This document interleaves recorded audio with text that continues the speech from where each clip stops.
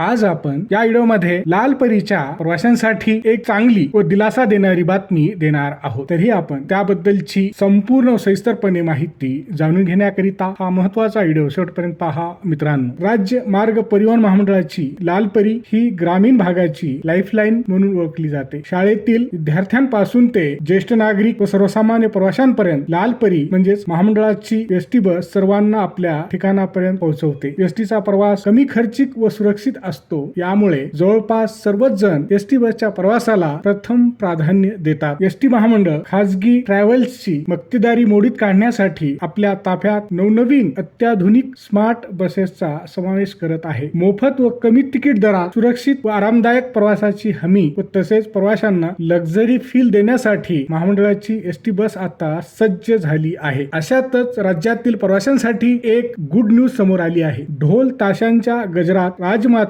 जिजाऊ या नावाने ओळखल्या जाणाऱ्या नवीन अत्याधुनिक स्मार्ट एसटी बस सेवेचे लोकार्पण राज्याचे मुख्यमंत्री श्री देवेंद्र फडणवीस यांच्या हस्ते झाले। यावेळी उपमुख्यमंत्री श्री एकनाथ शिंदे आणि सुनेत्राताई पवार देखील उपस्थित होत्या। शिवशाही आणि शिवनेरी बस सेवेनंतर महाराष्ट्र राज्य मार्ग परिवहन महामंडळाकडून राज्यभरात राजमाता जिजाऊ नवीन बस सेवा सुरू होणार आहे। अलीकडे 24 मार्च 2026 रोजी विधिमंडळाच्या प्रांगणात पार पडलेल्या लोकार्पण सोहळ्यास राज्याचे मुख्यमंत्री, उपमुख्यमंत्री, परिवहन मंत्री तथा एसटी महामंडळाचे अध्यक्ष श्री प्रताप सरनाईक व इतर मान्यवर मंत्री व अधिकारी उपस्थित होते। महत्त्वाचे म्हणजे महामंडळाच्या ताफ्यात लवकरच 3000 नवीन राजमाता जिजाऊ स्मार्ट बसेस दाखल होणार आहेत। 2 शहरांदरम्यान व आधी गर्दीच्या मार्गावर या बसेस धावणार आहेत, त्यामुळे प्रवाशांना मोठा दिलासा मिळणार आहे। या नवीन राजमाता जिजाऊ स्मार्ट बसेस सर्वात आधी 50 बसगाड्या नागपूर येथे दाखल होणार आहेत। आता पाहू या नवीन अत्याधुनिक लक्झरी बसेसची वैशिष्ट्ये काय काय आहेत। या बसेसमध्ये 3x2 आसन रचना असून एकूण 56 आसन क्षमता आहे, जी सध्याच्या बसेसपेक्षा 16 आसनांनी अधिक आहे। त्यामुळे प्रवाशांना अधिक आरामदायी आणि सुलभ प्रवासाचा अनुभव मिळणार आहे। अत्याधुनिक सुविधांनी सज्ज असलेल्या या बसगाड्यांमध्ये 4 सीसीटीव्ही कॅमेरे, GPS system, panic button, public announcement system तसेच इलेक्ट्रॉनिक मार्ग फलक यांचा समावेश आहे। त्यामुळे प्रवास अधिक सुरक्षित आणि आरामदायी होणार आहे। दुसरी महत्त्वाची गोष्ट म्हणजे अलीकडेच मंगळवारी म्हणजेच मंगळवार दिनांक 24 मार्च 2026 रोजी राज्य मार्ग परिवहन महामंडळ अर्थात एसटी महामंडळाच्या सोशल मीडिया अकाउंट एक्स वरून या संदर्भात ट्विट करून माहिती देखील देण्यात आली आहे। हा व्हिडिओ शेवटपर्यंत पाहिल्याबद्दल आपल्या सर्वांचे अगदी मनापासून आभार। खूप खूप धन्यवाद। जय महाराष्ट्र।